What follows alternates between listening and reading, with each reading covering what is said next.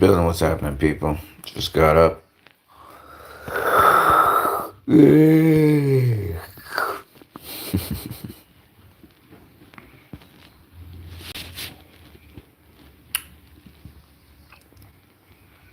Let's talk about the Glovegate situation.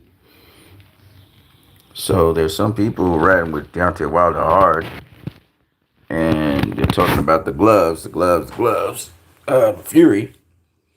But that's been dispelled this time. It's been dispelled because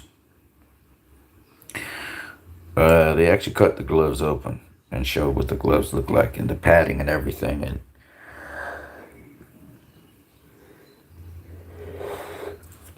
Paffin has made the gloves like the MX gloves, like the Reyes. And Reyes and MX gloves are actually allowed in Vegas. I thought they weren't banned, but they're not. So this version of Paffin gloves is not hard like the other version of Paffin gloves.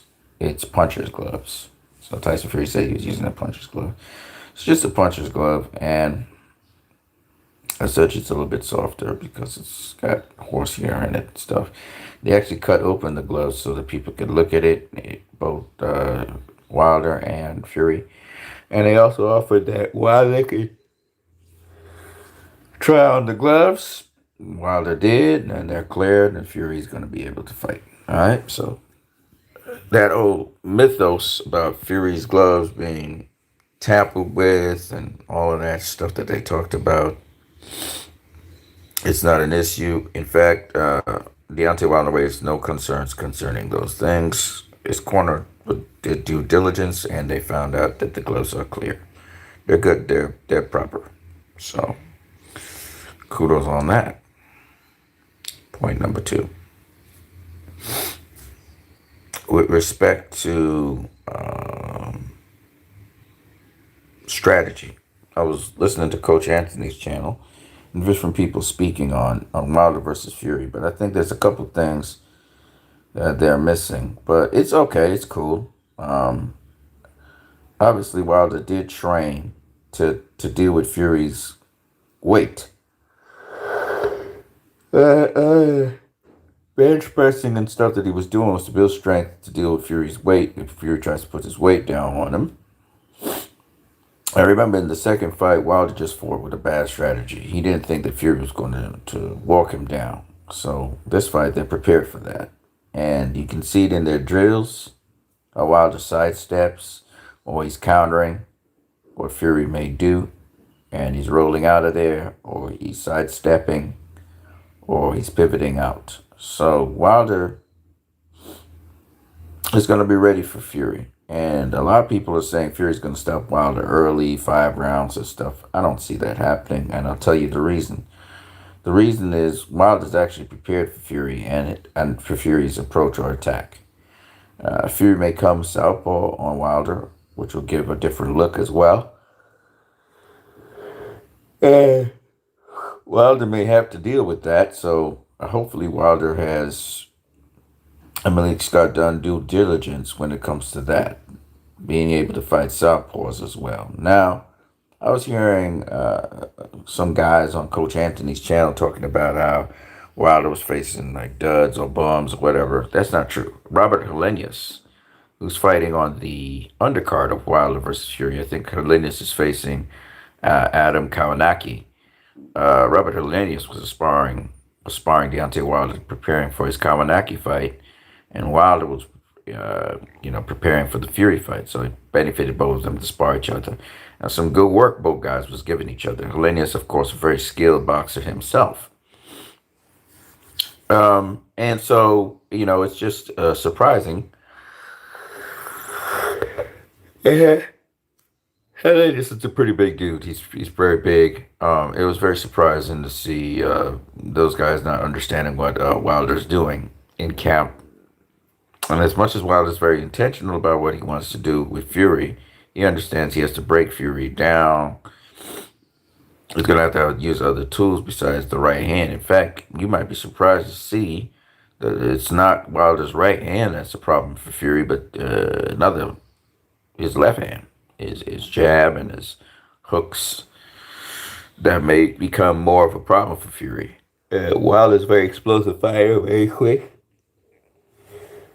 So he just has to have his footwork in order, and he should be able to.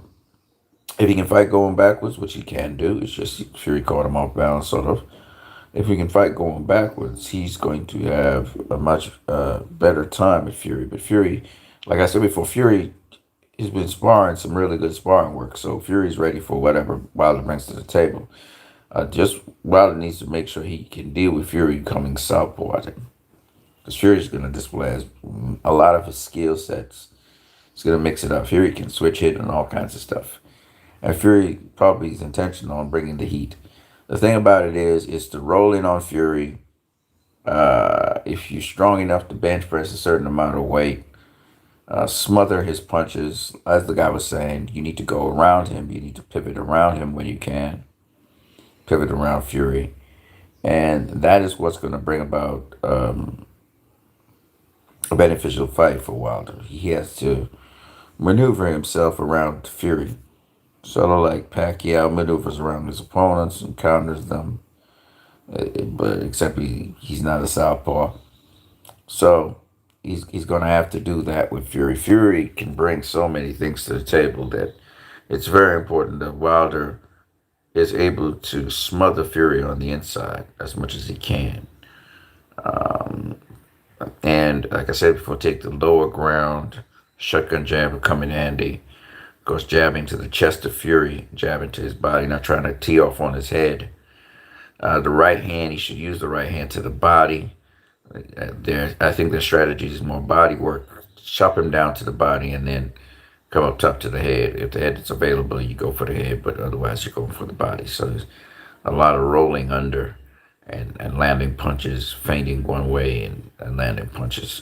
And it seems as though he's trying to go to Fury's body to chop down the tree. So I think that's their game plan, which is a pretty good game plan. And the key is to make sure you got your timing down pat, get Fury's timing down pat somewhat. Beat first to try and dictate. And they're talking about pushing Fury back. Sometimes you can do that if you know how to get your timing and dictate. But in the earlies, you should fight like a smaller guy. You're still trying to beat first. You're trying to get the shots and punches in, the jab to the body and that kind of thing. But you're also trying to stay clear of Tyson Fury as much as possible. Fury will try to cut you off.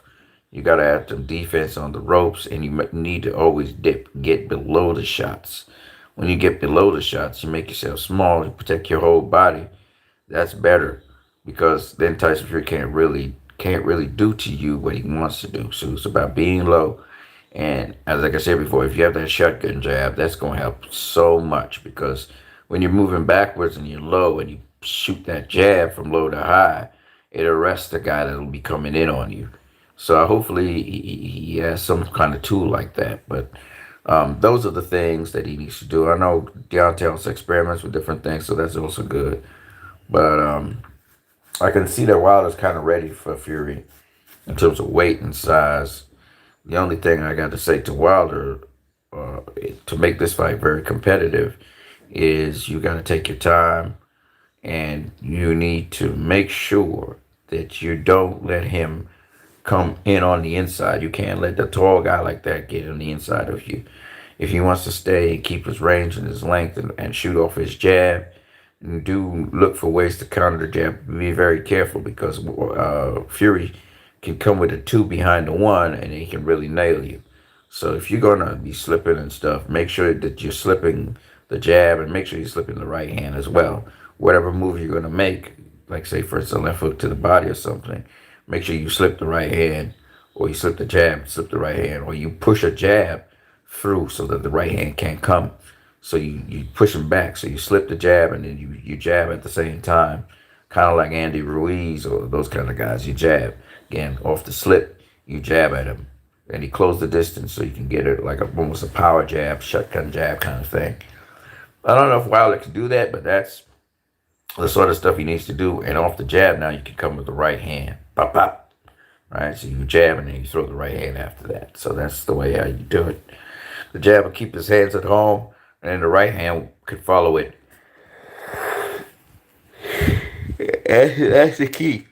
The key is to pop the jab, sometimes double it, and that might push Fury back a bit. You're jabbing to his body, you're jabbing to his head.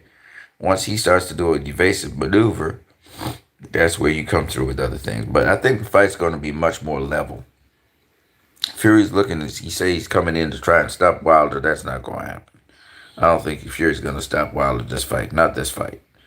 Wilder had enough time to prepare for it. And I think Wilder's going to do a much better job in this fight. It's going to be a lot more competitive. The things that Wilder's been doing with Malik Scott, I think they're going to be manifested in the fight, definitely. And you can't miss when you go into the body. So if you can get the body work in, he could chip away at Fury that way. You know, because Fury's looking to put his weight down on Wilder. And once Wilder comes in, yeah, execute the game plan, he'll do better. I've seen guys get crashed and beaten up, stuff like that.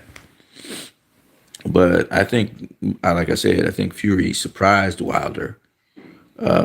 He surprised him, and I think that's what caught him off balance because he thought he was going to bully Fury and beat him around the ring in the second fight. And Fury ran amok on him. His third fight, he better know how to deal with the southpaw, though. If he hasn't done any training for southpaws, he's going to be in trouble. So hopefully they know Fury's complete skill set and they trained for that because that could really mess up Wilder. Fury comes in southpaw. And I wouldn't be surprised if Fury would do something like that. So that's what we got. What you need. I'm looking forward to the fight. And we'll see what happens. I'm looking forward to a kind of competitive fight instead of a one-sided fight. Hopefully we can get that. Hopefully we can get that. We'll see. You guys leave your predictions in the comment section below. I know there are different people doing predictions on the fight. I'm going to catch you guys later. What you need out. Peace.